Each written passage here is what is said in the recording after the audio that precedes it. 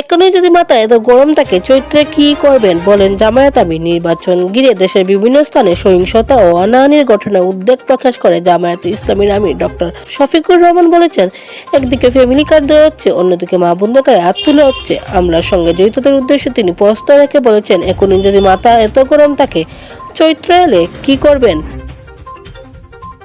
মঙ্গলবার 27 জানুয়ারি Khulna circuit house মাঠে আয়োজিত নির্বাচনী সমাবেশে প্রধান অতিথির বক্তব্যে তিনি এসব কথা বলেন। জামায়াত আমির হুঁশিয়ারি দিয়ে বলেন, আমরা পায়ে পা দিয়ে ঝগড়া করতে চাই না, তবে কেউ ঝগড়া করতে এলেও ছেড়ে কথা বলবো না। আসন্ন নির্বাচনকে কেন্দ্র করে একটি বড় দল ঝগড়া করতে চাইছে জানিয়ে তিনি এসব কথা বলেন। ফ্যামিলি কার্ড বা বেকার ভাতা নয়, জামায়াত ক্ষমতায় গেলে সবার জন্য কাজের ব্যবস্থা করবে বলে জানান ডক্টর শফিকুর রহমান। তিনি বলেন, আমরা যুবকদের হাতে বেকার ভাতা তুলে দিয়ে অপমান করতে চাই না, আমরা তাদের হাতে কাজ তুলে দিতে চাই। কর্মসংস্থানের মাধ্যমে যুব সমাজকে সম্মানিত করতে চাই। জুলাই বিপ্লব যুব সমাজের ভূমিকার কথা স্মরণ করিয়ে বলেন, কর্মসংস্থান সৃষ্টির মাধ্যমে সেই অবদানের ঋণ কিছুটা হলেও শোধ করতে চান তারা।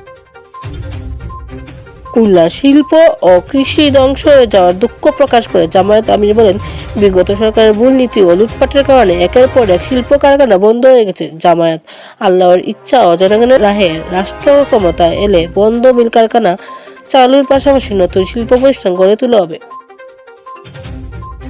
জনসভায় উপস্থিত সবাইকে ভোটের পাহারা দেওয়ার আহ্বান জানিয়ে ডক্টর শফিকুর রহমান বলেন, প্রতিটি নরনারীর ভোটের অধিকার নিশ্চিত করতে হবে। ভোট যার যেখানে ইচ্ছে সেখানে দেবে, আমরা শুধু ভোটারকে বাক্স পর্যন্ত পৌঁছে দিতে চাই।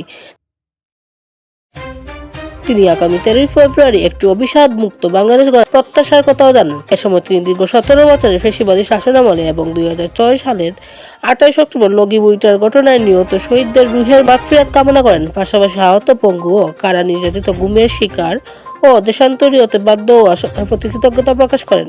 সালমা ইসলাম, দেশ 24 লাইভ, সিলেট।